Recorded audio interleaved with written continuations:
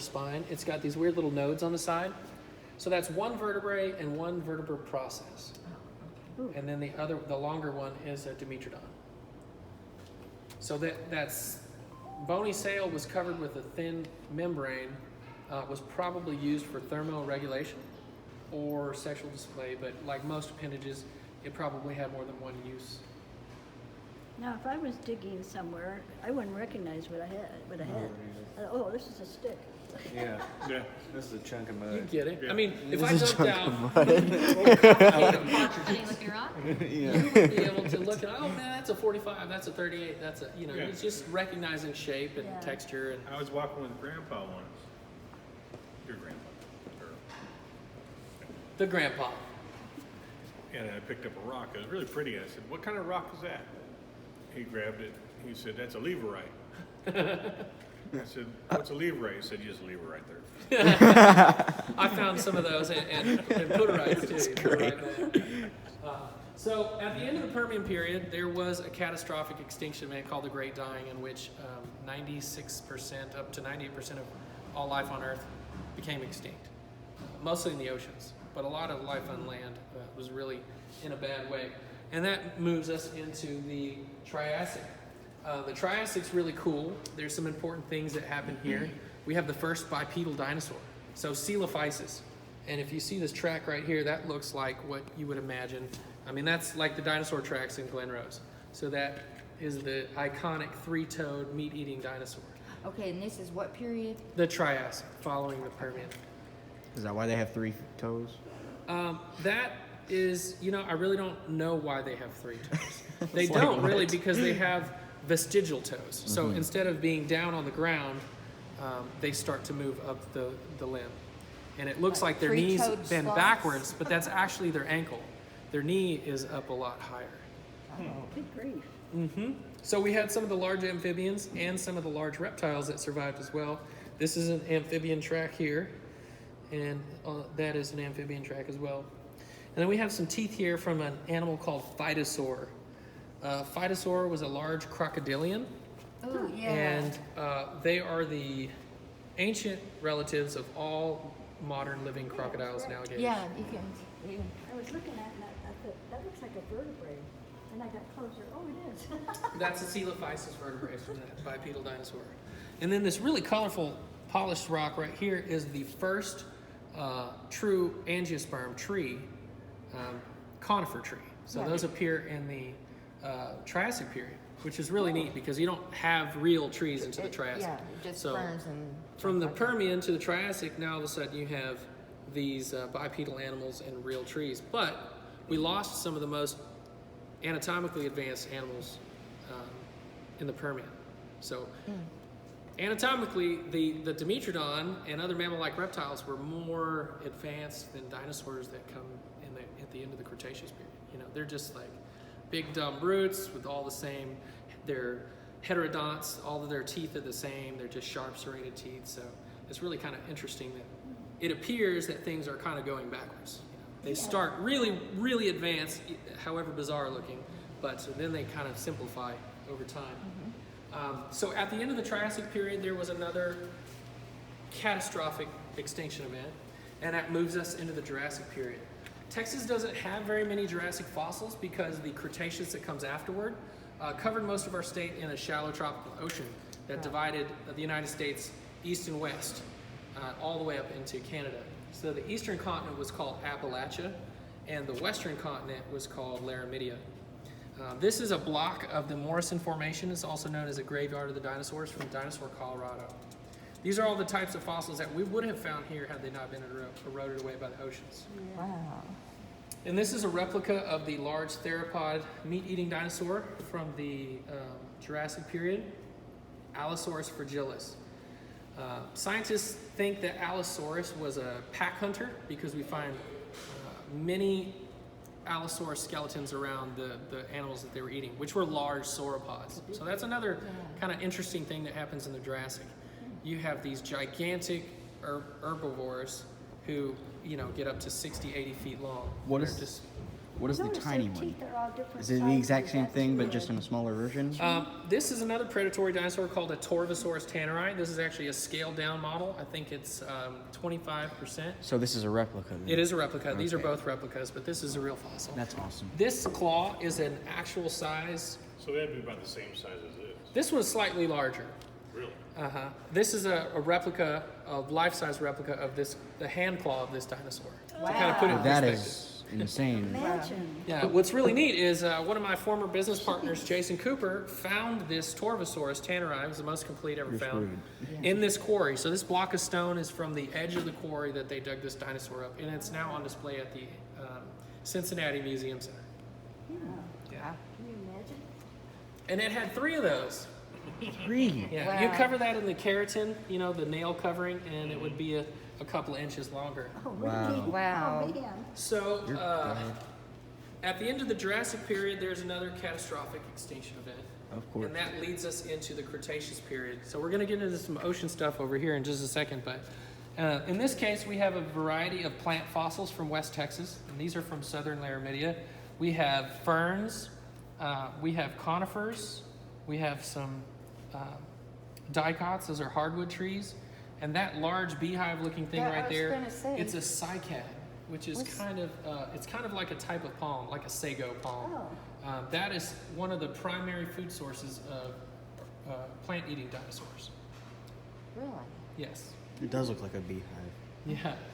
The guy who found it 50 years ago, his grandfather picked it up and brought it home, and we got this at Heritage Auctions, and he said it was a fossil beehive. You know, so. You get all kinds of fun stories like, I found an alien head. Well, all right. Yeah, these are great fossils from the terrestrial stuff that we'll get to in a minute. But Texas is most. It was a spine, Yes, Yeah. that is part of a tail vertebrae. That's a tail vertebrae of a large meat-eating dinosaur called Acrocanthosaurus. Wow. That's the big theropod dinosaur from Texas. There's only been 4 skeletons found, all of them found in either Texas or Oklahoma. Wow. Man. So Texas is most well known for its marine fossils. That's what our state was covered in for the. Brisket. And its brisket, yes, which can also be found in the limestone hill country of Austin. We get some good. Go to the Salt Lake over there. It's good. So we have up top. We've got some decapods. Those are crabs. We've got some echinoderms. Those are sea urchins and regular and irregular urchins. And we have. And Kinda maybe like- the- These are my regular urchins. Do we have any urchins in the family? I know people that could introduce their kids like that. This is the regular urchin, and this is my real. This is my regular urchin. Regular. We have ammonites. Those are those spiral-shelled fossils. That's probably the most common thing people find in our state. What's really neat is Texas has the spiral shell, like nautilus. Like that one? Yep. What is That big that red. thing that looks like a squid? Got sucked Okay, up so inside? that's a toy, but it's to a toy. show like what the cephalopods, the Yeah, ammonites, their look like. body. So they lived in the large opening called the aperture at the front of the shell, and that was the living chamber. So they actually didn't occupy the whole shell. They only lived in the largest opening, and every time they, a stage of growth, they would add a new segment to their shell and move into a larger. Looks like a good piece of calamari to me. Oh man, I'm telling you, like, can you imagine? Some of them got pretty big. Yeah. Good grief. But Texas has the greatest diversity of ammonites you can find anywhere in the world. Yes, sweetie. You want that toy? Okay, go get it. Go get it. Calamari. All right. So, we don't want to get hung up on the invertebrates again, Yeah. but we got vertebrate fossils They're over here. not your favorite. No, they're not my favorite. No, I like teeth and claws. Yep. Yeah. So here is our vertebrate case. Watch out, Archer. We have fossils from some of our ancient sharks, some of our ancient marine reptiles, and other reptiles like turtles. So on the top shelf is a variety of different types of shark teeth. This large domed tooth here is a type of shark called Tychodus, and they're relatives to skates and rays. They got as large as modern great whites, And they use those big blunt teeth to crush bivalves. So they would eat oysters and other bivalves off the ocean floor, and possibly ammonites too. And they use those teeth to crush the shell so they could get to the salt. What is this round thing? Is that another piece of vertebrae? Right here? Yes. That is a shark tooth. No, I mean the thing behind that. Oh yeah, that is a fish vertebrae. Oh. This set of shark teeth right here, that large tooth on the left, that's a cratoxy rhinotooth, probably to a new species that was found in Duncanville, Texas about 25 years ago. That's the largest cratoxy rhinotooth ever found in Texas. Wow. Dang. Yeah. Probably more teeth than Duncanville. This large bone here, Yeah, I was gonna ask about that that. is the humerus of a plesiosaur, so a long-necked marine reptile, kind of like the Loch Ness Monster. That was found here in northern Hill County. That's a really substantial find for Hill County. There's a lot of untapped potential here. I think as we see more development, we'll find some more stuff like that. That large vertebrae right there, that's a mosasaur. So I'm sure we've all seen Jurassic Park, Yep. Oh, yeah. Jurassic World. The large marine reptile, that is a cervical vertebrae, neck vertebrae of that animal. Wow, that must have been pretty big. Yeah. Yes, yes. The way Those, the, Is the, way this the the- humerus flattens out, was that a waterborne creature? oh yeah, yes it was. Because it came out to like a flat. Yeah, exactly. To And a, then or a fin. right, and then all of its carpals and metacarpals would have just been thinner and thinner and thinner little bones. That makes sense. Yeah. Do you have like any other parts of the mosasaurs? Of mosasaurs? Yeah. Oh yeah, we got a 4-foot skull, nearly 5-foot skull in the lab. You're kidding, right? No, I don't kid about fossils, man. Oh gosh. Fossils are my life. Now, this is a cool fish right here. It's got this big blunt head. That's a skull of a fish called Thyractodus zatelli. Did it hit stuff with it? It did. We think that it used its head to push rocks around on the ocean floor to get at invertebrates, and that cool. it was kind of like a drum or something like that. Yeah. The type specimen was destroyed in the British Museum in World War II. This is now the best example of this animal. It was found in Tarrant County, Texas. Oh. So we got some mosasaur teeth here, some fish bones, but I'm sure all you guys want to see the dinosaurs. Oh yeah. Yeah. Yeah. Okay. First I gotta I put you want to know down. if that big bone is real. Oh yeah, all the bones in this cabinet are real. Oh my gosh. Yeah, these are all from our ranch Look in at that size. Brewster County, That is Texas. huge. Is that like the leg bone? Yeah. Yeah, that is a matched set of femurs, left and right, from a large duckbill dinosaur called Critosaurus. What? Yeah, It looks like something you'd find in a humongous. Man. and was really cool. So we started looking for fossils out there, Josh, using the geological survey maps. So you can go online and look up a geological survey map, and it'll tell you, oh, the rocks in Collin County are Cretaceous marine limestones. And then you can look in the glossary and it'll tell you, do they contain megafauna? Do they contain invertebrates? What kind of fossils can be found So there? that's how you decide Right. where you're going to So I saw the something whole moving out of United the corner of States, my eye. It's a turtle. the whole Yeah. United States has been mapped like that. So you don't have to guess where fossils are. You just have to figure out how to get there. Yeah. So we used those and started purchasing properties out west, and I finally put together 4 to make the Javelina Creek Ranch, and that's where we're digging all of our dinosaurs. On this, he's down here. That is the Yeah. left mandible of this dinosaur. So that's the I left. was wondering what the ridges were. So hadrosaurs that had a what- battery of teeth.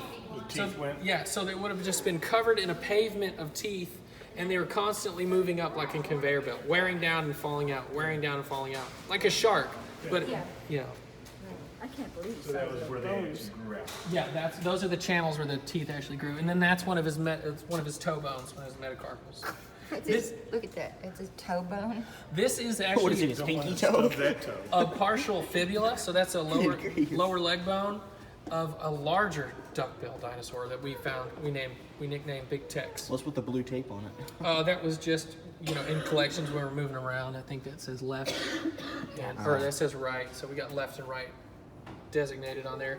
But here we have some bones of a brand new ornithomimid. That means bird mimic. So this would have been a beaked dinosaur. Oh. We have fossils from ankylosaurs and horned dinosaurs like a Guhaceratops and this unidentified tibia. People ask me, well, how do you know that's a tibia?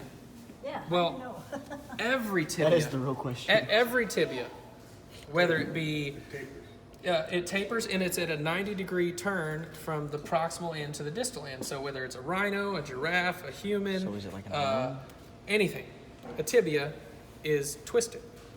So learning, what different groups tibias have different characteristics is how you can figure that out. And there's another humerus there, partial humerus from a small duck-billed dinosaur. That's not real, right? No, I'm Oh, good glad. grief. I thought it I almost was. skipped over that. So this is the replica of a Tyrannosaurus Rex foot. Oh, of course it is. This bone that we have mounted in the case there is the middle metatarsal, this bone right here, of a Tyrannosaurus from Texas. Tex Rex. Tex Rex. Yeah. I can kind of see that. Yeah, I see it. Yeah. So it's got this really weird, it just completely flattens out. It almost doesn't even articulate at the top. For whatever reason, it's smashed. But that is a real bone. And we found it sitting in the ilium, the top of the hip of this dinosaur. So originally we thought it was a turtle shell because it was so large and thin. It was like weird. But we were all excited about the toe bone because we all knew exactly what that was. We had the ilium sitting in collections for several years now. And finally, a paleontologist recognized it as the ilium and was like, that's a Tyrannosaur ilium. And then we were like, well, the toe was found sitting in it, so we possibly have a skeleton of this guy. Yeah. Have you got it yet, or are you still? Oh, we have so many dinosaurs to dig out there. Good grief. It's ridiculous. We've got our friends, living friends with ancient roots. Who is this guy? This is Spot. She's a Russian tortoise. A Russian tortoise. She's single, looking for love. If you know any. Grandpa, I think I found your next date. Is she gonna try to do something with the election? There's another one called Vladimir. Vladimir. Yes. This is an exhibit we're still working on, but that's a replica of a modern saltwater crocodile skull. Right? So that crocodile was 22 and a half feet long. That tooth right there is from a crocodile that we found out on our ranch in Terlingua that would be approximately 39 feet long. Oh, 39. Deinosuchus riograndensis. Yeah. So this is called the angular syrangular here, the articular of the lower jaw. On this crocodile, on the 22-foot crocodile, it's about 2 inches. The angular syrangular articular of our crocodile jaw is 7.5 inches wide. What? Yeah. I mean, it's just the back half of the jaw. This opening here is called the foramen. That was a muscular attachment. That's why they have one of the strongest bite forces on Earth. The strongest That bite is force. incredible. Our jaw, just the back part to the foramen, is as long as this entire skull. So before you even have teeth, just the back of the jaw is bigger than it. That's awesome. Yeah, the teeth are like this big around. We're not run into him. Pretty cool. This is our star attraction here. This is Lumpy. Lumpy? These are bones of the first club-tailed ankylosaur ever discovered in Texas. Oh, is this that one you This said? is the one I found. Yeah. Oh, cool. So this is video. it's a brand new species, but it's likely a brand new genus too. So this is Wow. really big. This is going up another order. It's like there could be multiple different species of this type of dinosaur. So where did you Really gonna find piss this high one? school students off. Oh yeah, I'm trying. I'm doing my best to make it A whole new complicated. species. Where you found Yeah, it go again? Eric. Where did you find it? This was found on our ranch in West Texas. You found So it. we actually own the property. Yeah. Well, you know what I mean. You gotta learn all that stuff. I know, but So what we got here, these are parts of the skull. That's the parietal. So that's the largest pink highlighted piece there. It's the center of the skull between the eyes. I see. This piece right here with the little arch on it, that's the postorbital. So that's right above the dinosaur's eye. That's basically the eyebrow ridge of the dinosaur. Doesn't look like much, but that is the brain case, kind of broken in half there. The brain is about the size of my thumb. He lost his This dinosaur would have been about 18 feet long. That's stupid. Yeah, well, He lost his mind because his don't brain need to case. sell those Alligators don't have a big No, brain. they don't have a big brain, but No, they're they don't. wired to survive. Yeah. They're designed. guess, yeah. So that's half the tail club. What? Yeah, only half. Wait, if it's only half, then how big is the whole thing? It would be pretty big, about the size of a Bowling ball. bowling ball Is or it- basketball. Is it just a Yeah. solid chunk of bone? It is a solid chunk of bone. It's kind of porous, but it's very, very dense. Good So grief. it's not like a sponge. It's more like a tight foam, tight cell foam or something. So like that. And yeah. I guess And they it's on used the that tail? was like a weapon.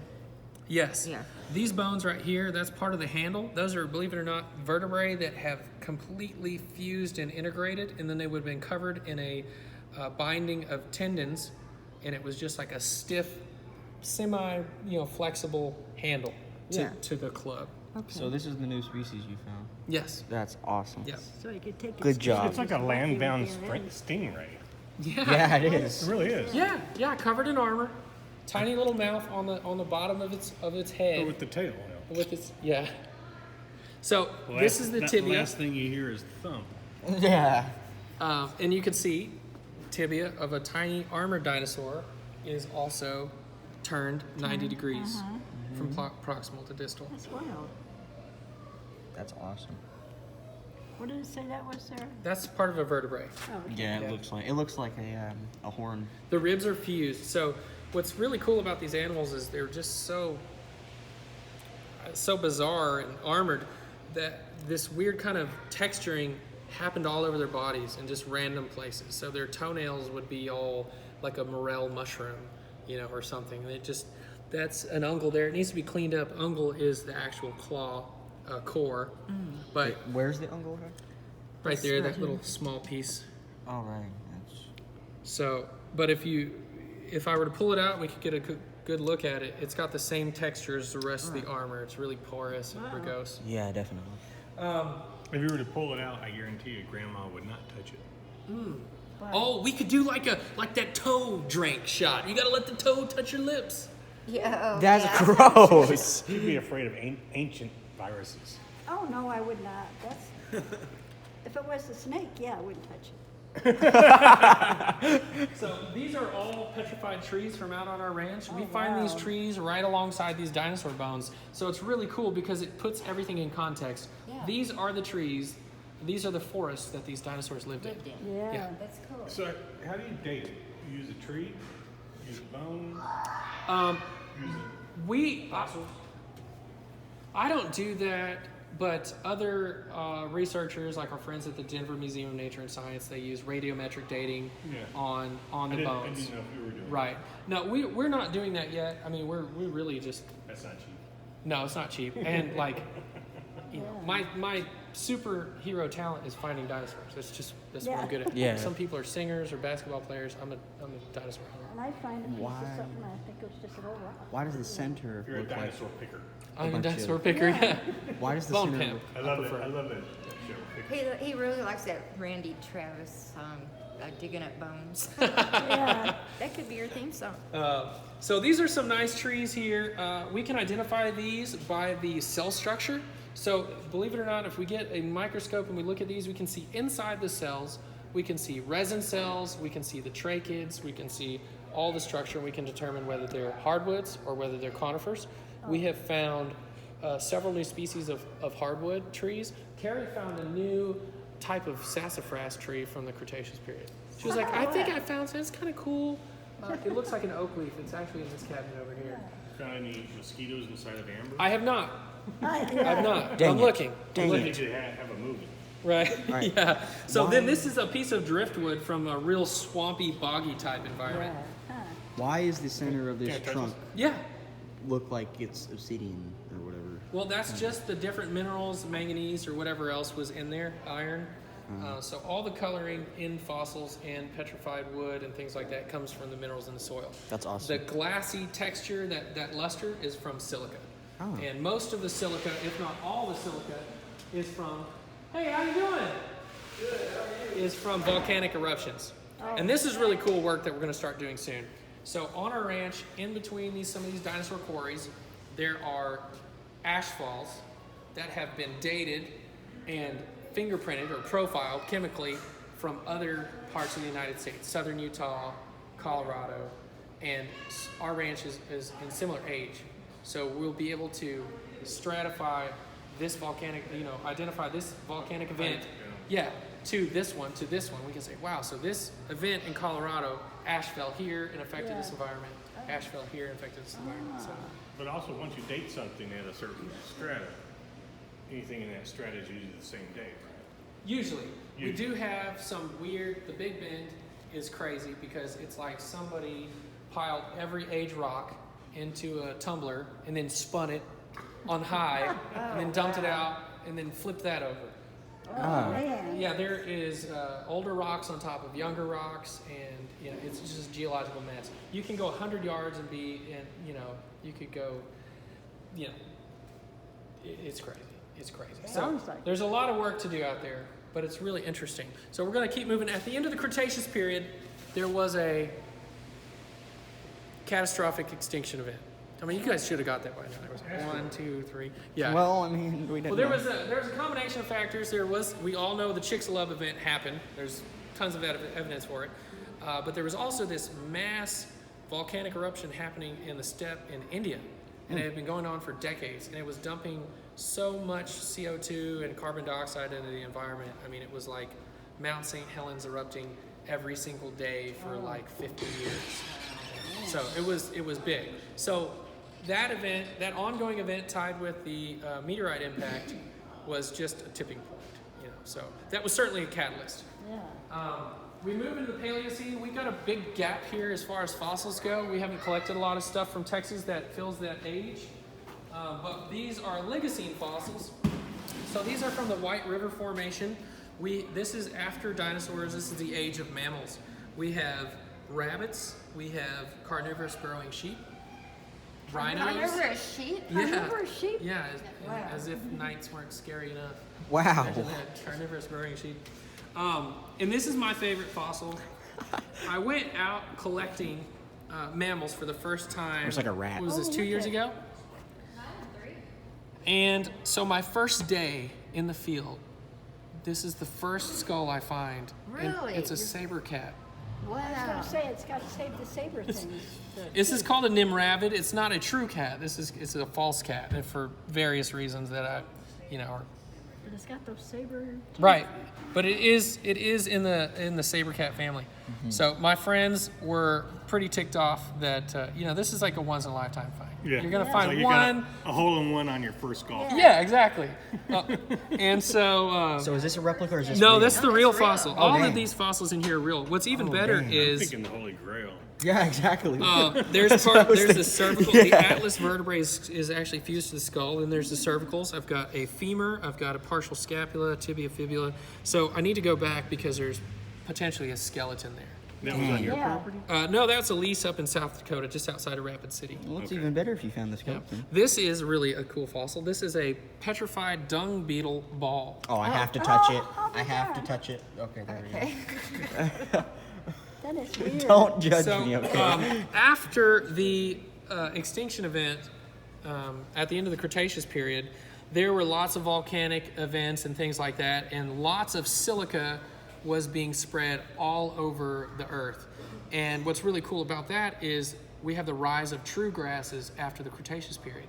And grass needs that silica because their only defense is transporting that silica up the leaves and depositing it along the edge of the leaves. So that's why grass is sharp. It's actually silica crystals aligned on the edges of their leaves to make them like a razor.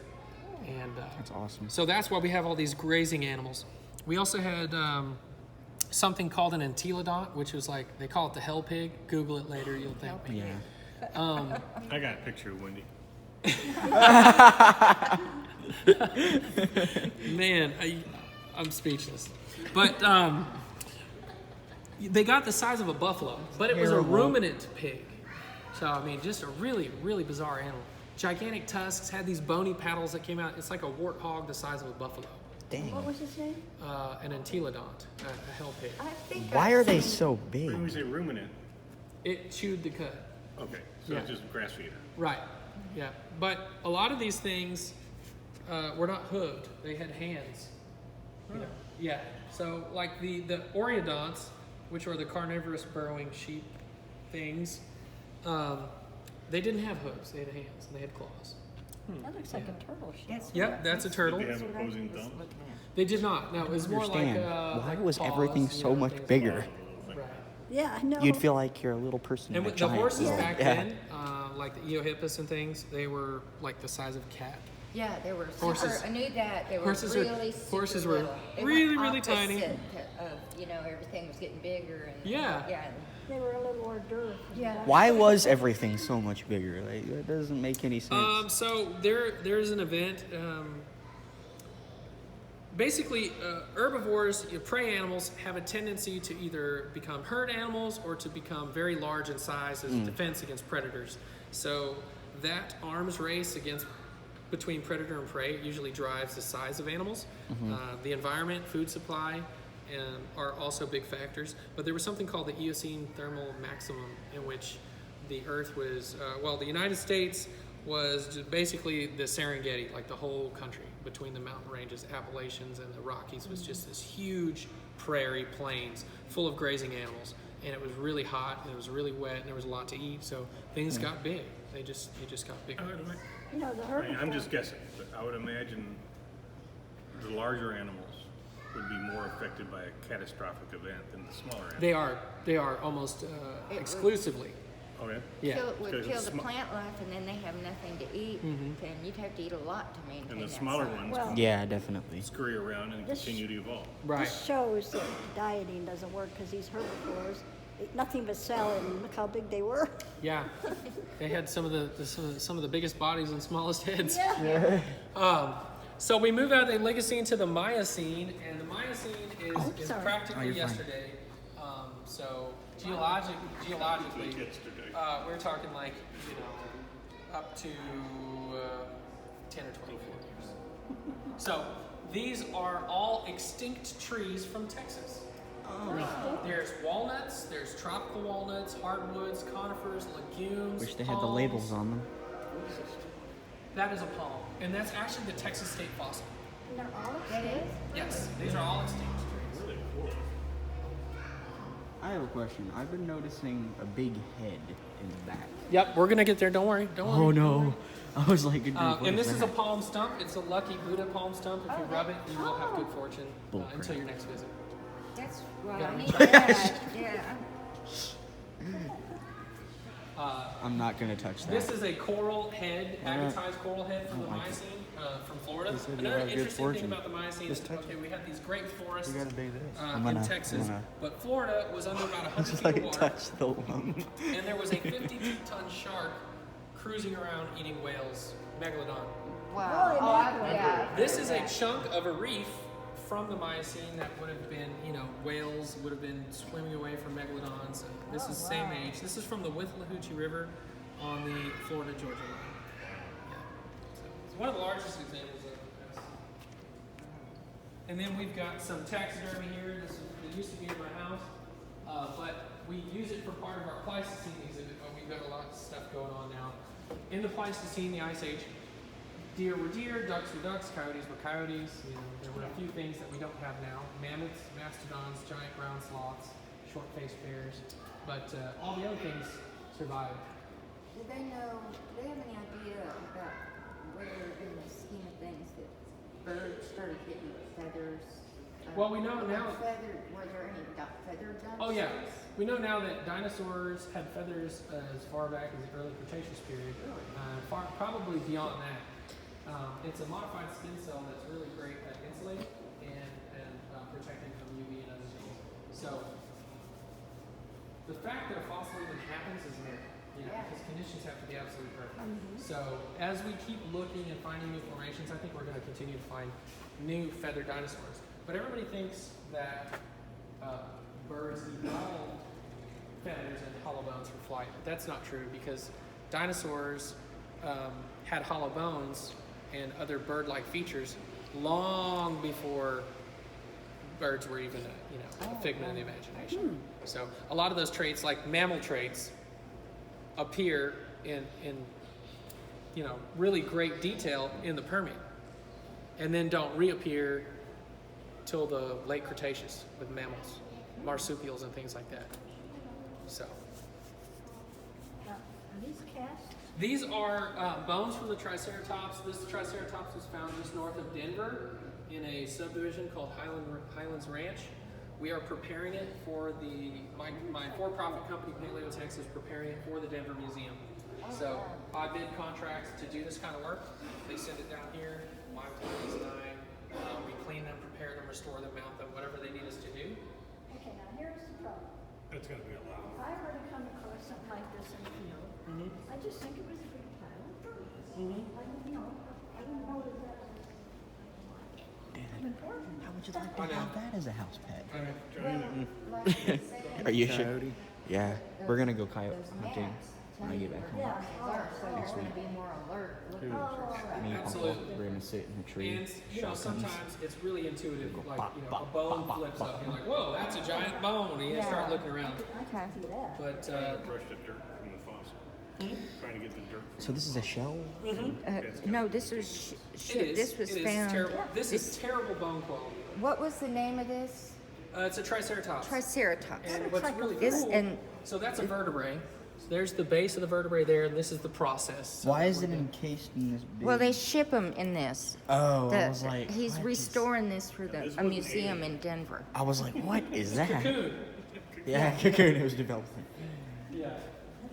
And then he restores it for the museum. That's awesome. Boy, oh boy. Oh yeah. And we just kind of got a little variety of things here. We're filling some space. We had a traveling exhibit. We had a 40-foot Tyrannosaurus Rex in here for a while. It was so cool. Ivan the T-Rex. It was the specimen was named Ivan. But here's some other interesting fossils from out at our ranch. These are ripples from the beach, from the near shore environment.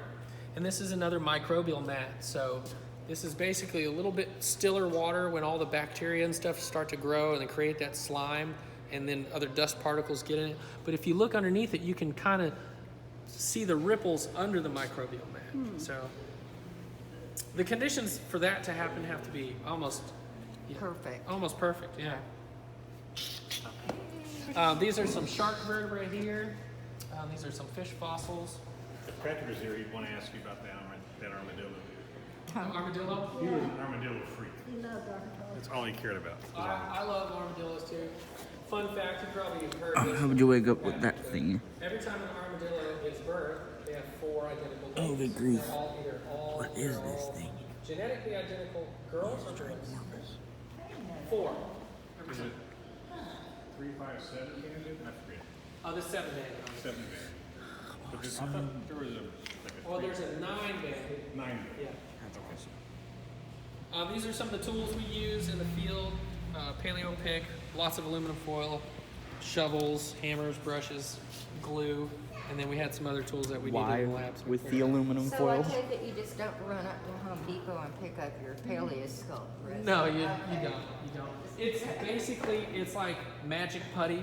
You know, it's a 2-part epoxy. You mix it together, the resin and the hardener, but it's specifically formulated for paleontology. It's not reversible like most of the paleontological products are, but it works like clay. You can get it wet, you can keep it working, and it's just a really, really good product. Target guard. Yeah, after you add some scars to the collection, you start using tools that protect you. So this is the rest of our Ice Age exhibit that's really, supposed to be over there. We have a lot of stuff in here. Holy We have mackerel. mammoth teeth, mastodon teeth. We just had this donated yesterday, actually. That is the upper part of the skull, the palate of a baby mammoth.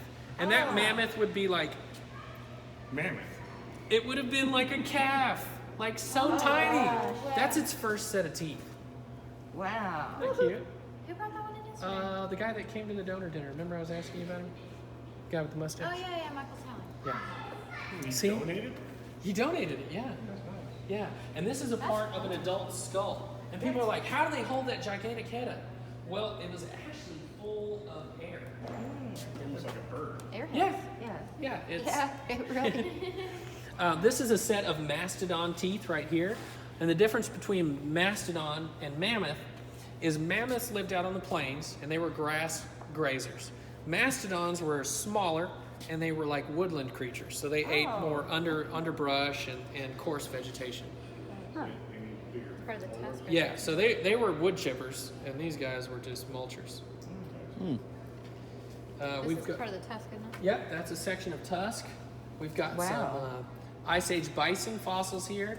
And Texas had several species. We had Latifrons, which was the longhorn bison, and this guy had like 6-foot horns. Oh, wow. Yeah. So the longhorn heritage Go goes way back. We had horses, and what's really cool is the horses look pretty similar to the European horses we see today. But every horse in the United States is an invasive species. There are no native horses left in the United States. We had giant ground sloths. This is a replica of one of those claws. Oh, my These guys got up to goodness. 12 or 14 feet tall. Wow. And they probably used those enormous claws to just hook onto the trunks of saplings and pull them down so they could eat the new growth. Wow. No good for riding because it takes 100 years to go 10 years. Yeah. Apparently they were very good to eat because, Paleo Indians killed them. That was one of the first things to go, was the giant ground sloths. Then we did the buffalo. Yeah. From the trains. This is a replica of a giant armadillo skull. So armadillos were actually the size of Volkswagen Beetles back in the ice age. Wow. Gosh. I'd love to see a replica. Make a nice yurt. I'd like you to know? see a replica of that. Yes. Yeah, those are glyptodonts we had Ride here the in Texas. dinosaur. Glyptodons? That'd be fun. Yeah, glyptodonts. Ride the dinosaur. Wow. Isn't that crazy? We had giant beavers that got up to 250 pounds called castoroides. They were enormous. Giant tortoises, so that is a section of a giant tortoise shell. The land tortoises during the Pleistocene would have been 2 or 3 times the size of the largest Galapagos tortoise. That's awesome. Yeah. And this is a fossil bison skull. This is from Kansas, but this bison, 10 or 12,000 years old, would have migrated into Texas. So as far north as the Dakotas and all the way down here to Texas. You said bison? Yes, this is bison. Actually, it's probably not 10,000, maybe a little less than that. So this is bison. Bison is the modern bison species, but they existed with their ancient relative Bison antiquus for a short time between 10 and 12,000 years ago. And really the change is, as bison, from the beginning, bison's horns were smaller and pointed forward, and then as they got younger and younger, their horns went up, out, back in, and now they point up. It must have had huge eyes. Yeah, Be a reason for that. And probably the horns went up so they could see more to the side and back. yeah, It's just evolution. yeah. Amazing. Say you wanna So these some artifacts that we found around Texas. Everything in that frame I found by proxy collecting fossils. Is that a So- statue or something? That is a Mesoamerican statue that was found in Waco. Really? Wow. That was, probably traded. Oh. That's There's awesome. a lot of really cool history around these parts. That's crazy. That long gray point in the center of that is a Dalton. That's probably about 6,000 years old. Sheesh. Yeah. Is that just a tiny thing? That tiny thing. But it's really cool. It would have been larger. It's been resharpened several times. And you can see that when you look down. You resharpened it? No, the Paleo Indians. Oh. I was like, oh. And this is a Pepsi machine. You might remember Pepsi from the 90s. Yeah. It was real popular. But Probably the Coke oldest smashed fossil them. you have in here. And that's it. Ta-da! No, we're going to go in the lab. Come on. I'm gonna show Oh, you. the lab. Who wants to go in the laboratory? Me. Yeah, okay. Well, that's my office upstairs. I have got a great corner office. See it. Okay, I'll take that there. Look at my corner office. Before like- we put the ducts in, it was... Looks like it was Flynn's sweet. office from Tron. This is employees only, too. Hey. The employees have to leave notes for me not to touch things. Smells like because super glue. I like to touch things. Yeah. No touch, Andre? Yeah. No touch. Show me on the Triceratops go. This is the Triceratops. Wait. I touched on it. Oh, dang it. Yeah, I touched. You see we've been adding some glue to the large cracks here, stabilizing it. This is something that is a must. But this is really cool. You guys are some of the first to see this. This is the left eye socket of the Triceratops. This is the base of the left horn, base of the right horn. So now you see it. You have 2 giant horns sticking up. Yep. Here's the nose coming out here. I can see it. this is the beak, the predentary. So this broke off. We pull this over and flip it over, so then you have the little beak sticking down. And this is the lower predentary. So there's the lower jaw. So it had a bird beak. My question is, how do you know which is which? Like, What do you mean? Like, how do you know which part is which? Practice. Yeah, I mean, Okay, hold on, hold on. Your feet look the same, right? Your hands look the same. How do Yeah. you know your left hand from your right hand? The way Where they're- the position of your thumb. Yeah. Yeah. So it's same is true for all things. Everything's got an appropriate side or texture or position, and just being able to recognize that. Now this one was a bit of a mystery because it is broken up, so we were having a hard time figuring out what was what. The orbit wasn't uncovered yet, and we had this, and I was like, man, maybe it had a weird, maybe it was like kind of derpy, you know? Yeah. Just had like crabby eye stalks. Yeah. I couldn't make heads or tails of it, but finally, we were cleaning it up, and we discovered that. So it's all these are where you're gluing these pieces. Right. It's like a jigsaw Well, puzzle from hell. Yeah. We always want to avoid putting things back together if we can. Right. We want to keep them together. Yeah, so that's why we're gluing them as a precaution. First, you have to go in. This was all covered in dirt and some hard rock. So Rex has been carefully preparing that. We use little pneumatic tools. Let's see. Do we have one? Do we have an air scribe out anywhere? Should be a couple of them up there unless I can't put them up. I think you can't put them up. I give you one. Okay. 100 or it doesn't matter. Yeah, it doesn't matter. I just want to show them what we use. So, microscopes are very important. This is a micro abrasion cabinet, so it's basically like a sandblaster, but we use media that's as fine as like baking soda. So it doesn't harm the fossils. Oh, This is the God. main tool that we use for preparing fossils. It's called an air scribe. It's a hand piece. It's basically a mini jackhammer. So we have all different types and sizes of Oh, like a these for fart different machine. types of matrix. These are tungsten carbide tips, but we still managed to break them. Really? Like a dinosaur dentist. Yeah. Yeah. That thing. Yeah, I went from dental lab tech to dinosaur dentist. Yeah, Making dentures and making dinosaurs. Yeah. So this is our HEPA filtration system. When we're doing things that create respirable dust, we are supposed to be using these to collect the dust and take them away from us. So in this closet over here, I'll let you kind of check out that whole setup, is the HEPA filtration unit. So it sucks all of that stuff that goes in the closet. It goes down to 5 microns, keeps the air nice and clean. And we use a lot of compressed air for our tools. So here we have a 60-gallon Quincy compressor. Good grief. Yeah, this sucker makes a lot of air. Yeah, no kidding. That's why it's in the closet. It's our good old USA made, none of that Chinese sucker business. sound like when it starts up? Oh, it's not too bad. Really? Not in this closet. Okay. Actually, it's like 38 decibels, which is like riding in a car on the Okay, highway. Wow, that's not. Yeah. Sounds like inside car noise, basically. Oh, and then this thing. What is? This is, is that? a Tylosaurus prorigger skull. So the large mosasaur you saw on Jurassic World, Yeah. this is one of those, Tylosaurus. So this is basically a mosasaurus. Yep, it is. It's a mosasaurus.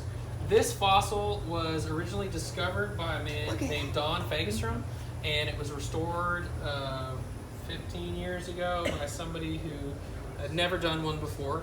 So he has loaned it to our museum, and we are going to re-prepare and re-restore it properly, and we're going to be able to have it on display here. It's got a tongue ring. Yeah. I think that I was goes. wondering, because I've seen a lot of dinosaurs Yeah. and stuff. I mean, the 2 rows of teeth is Right. really unique. Right. So this is called a pterygoid, and it's not unique to mosasaurs. It actually is a common feature of squamates, which are like monitor lizards, and even some snakes have pterygoids like this. H.R. Geiger was really kind of taken by this Dimetrodons had pterygoids, except those went perpendicular to their other teeth. So it was Years of like this filming chomper. against YouTube. See, they got But anyway, It's like clamps we and stuff have to hold molars in the stuff back. together. There was no way to hold it. Right. Yeah. Molars in Plus, the front what they and even side molded of it the to back. it. Yeah. So this is, since they're a marine animal and they didn't have hands to help push their food in their mouths, they had to have every advantage of grabbing something that's squirming underwater. So kill and fill. Right, kill and fill. Man, I like that. I'm going to use that when I talk to children. Kill and fill. And you start selling prehistoric pickles too. Yes. It is upside down. So this is the upper skull. Oh and, wait, okay. So and these this are the is lower top. jaws here. And you can see, like, it's we don't do that kind of work. We do a lot cleaner. We hide all the steel. We make them artistic. Do the best we can to make it very aesthetic. Aesthetics are important. So that's upside down. I thought that was the actual. So what? these are collections cabinets. This is for anybody who's a mechanic. These are the snap-on tool boxes of the paleontology world. So this is the gold standard. This is what any museum or institution around the world is going to use. So there's no bearings or anything. They all slide on powder-coated shelving here. So you can put multiple drawers in there. They have air-filled gaskets to control humidity and temperature, and they're heavy steel, and they lock so we can secure our specimens. These cabinets are over $3,000 a piece. We had 36 of them donated to us by the Denver Museum of Nature and Science. Wow, you guys are lucky. Very lucky. Yeah. I mean, that's over other colleges and institutions. Yeah. And we're just a this no-name Having the museum. powder instead of some kind of oil or grease keeps from contamination. Correct. Yeah. That makes sense. As long as you're Sounds not like they're shoving really them getting in rid there, of stuff for it just doesn't more room even or scrape something. The, powder coat. Who knows? That's good. It slides I'd like to really know well. which one museum it is. Let's take a stroll upstairs. I'll show you our clean work area. Hey Rex, would you grab the air scribe and put it up, please? Yeah, it's on the stool. Here we go. On and upward. Onward. Oh, don't watch out for that. I almost hit my head on this. Oh yeah. Hey, yeah. Dad. Tall people, watch your head. Oh, this is awesome. Now I have a whole view. Hey, you dare me to do a flip? No, No, don't do flips. it. No flip. There's no horse playing. I know. Only paleo horse plant. Uh-huh. So this is the mezzanine. This is where we do a lot of our clean work, Yeah. restoration, reconstruction, things like that. This is where my two artists work. This is an animal we're putting together. It's called Archeria crassidisca, which is like, it's an embolomere. It's a fish-like amphibimander. It's like a fishamander. Like a salamander that's a fish. It's weird, man. It's weird. It's a dead end. It's a hard dead end. You know, it's like, whoa, why? And yep, it's gone from the fossil record. That's weird. Yeah. This one is extremely large. It's a reconstruction. It's a composite skeleton made of many different parts of many different animals. But that quarry I was talking about, where there's hundreds, possibly thousands of animals just articulated, I've almost got an we hour's find them video. very large vertebrae. Well, if you think of a school of fish, Right. and you find 200 of them, Yeah. but only parts of each, Yeah. you can put it together and make one. So here is the skull of this critter. This is really cool. Ooh, dang. That is So insane. it's reconstructed. We had to, take the pieces of bone that we had and fill in the holes. This is the skull of the Archeria. Oh. Isn't that crazy? Okay, so wait, these Right, parts... that's upside down. Yeah, it's upside down. Okay. Oh, okay. I was like, wait a minute. Very gator-like, Yeah, or actually crocodile-like. crocodile-like, but it's an amphibian. There's no reptile about it, but it has fish-like vertebrae. But in addition to that, it has intercentrums, which are basically secondary vertebrae. They're totally bizarre. Totally bizarre. I love fossils. I do too. I like rocks. That is interesting. My friend found a rock that looked like a sandwich once at school. He broke it open. There's like millions of crystals in it. Found a rock that looked like a sandwich. Yeah, it looked like a I sandwich. guess, I don't know. It looked like a sandwich. So the discs, It looked like a what sandwich. we would normally call a vertebrae. Right. Those are the secondary vertebrae? Yep, those are called intercentrums. Okay. Because it was like flat, sort of squares. So and how do this you form know, didn't like, look like when it had you something. have something like this, It was weird. these pieces, Yeah. how do you distinguish, like, this one from this one, of what it goes to? You see what I'm Right. saying? So Like, studying like the size, you'll see small little differences in the vertebrae. Like these are intercentrums to a true amphibian called Eriops. This is another Eriops. Long face, big head. There might be more slightly tilted to the left or to the right, and you know positionally, is it thinner or fatter? Then you can start to put it into a general area, like, oh, that's a dorsal, or that's a tail, because they change shape in different groups. you just know from Yeah. just doing it. Right, and like, so here's the left femur, here's the right femur, these are opposites. So just recognizing that, it's a lot of, you just gotta be a nerd. There's nothing wrong with being a nerd. Hey, Andre, what Yeah. is this? That is a really bad reconstruction of a parareptile called I don't care. It looks cool. Captoritis agouti. Agouti. Now, what is this? This was a gift somebody gave to me, and I'm like, it looks like Nightmare Before Christmas. No, it actually looks pretty cool. Cool in a unique way. It is Yeah, cool. It is it cool. is. This is an urchin, one of those archaeosiderids that I found. It was disarticulated, broken apart, and we're restoring it. Oh, wow. Wait, So we're gonna put it all back together. It's gonna be like this ball of hate. good grief. Mm-hmm. And people and other animals actually got hit with those? That just protected it from other animals that wanted to eat it. Oh. Over there is museums collections. We have our research library. So There's always Google. there's always Google, but I'm a bibliophile. Like I love to have Hard copy. maps. These are treasure maps. Look, bam. Here is the Emery Peak Presidio sheet. It's actually amazing how much stuff you can't find on Google. Yes. You pull this out. Bam. Oh, Here we good go. grief. It is a map. Here we go. So there it is, Big Bend National Park. This is the map. Makes me all the money. So we look at KAG. What is that? KAG. Aguja Formation. That's where all our dinosaurs are from.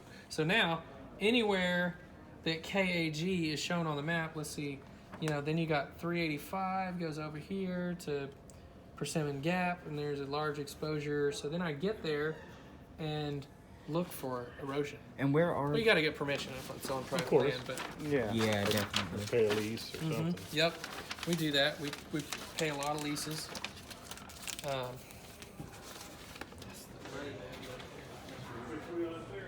Yep, that's my mother-in-law. Yeah, it's nice.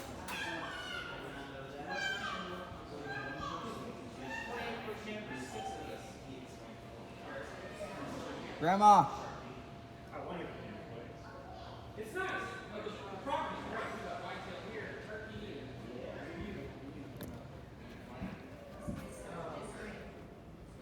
so Randy wanted to come, but she had Zumba and a bunch of other stuff. She had her planned. We need to come back out. yeah, we would love that. That looks like almost like a bird. Yeah, it's at the end of a limb bone, of a femur. I'm cast, I molded it.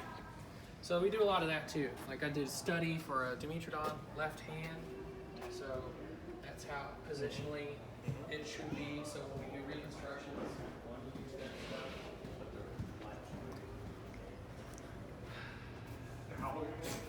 36. So this is all cast parts, printed parts, different stuff. So the answer to your question is experience. Yeah. Experience. More molds.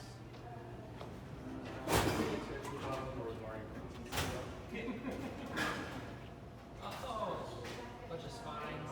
This is part of the depth source.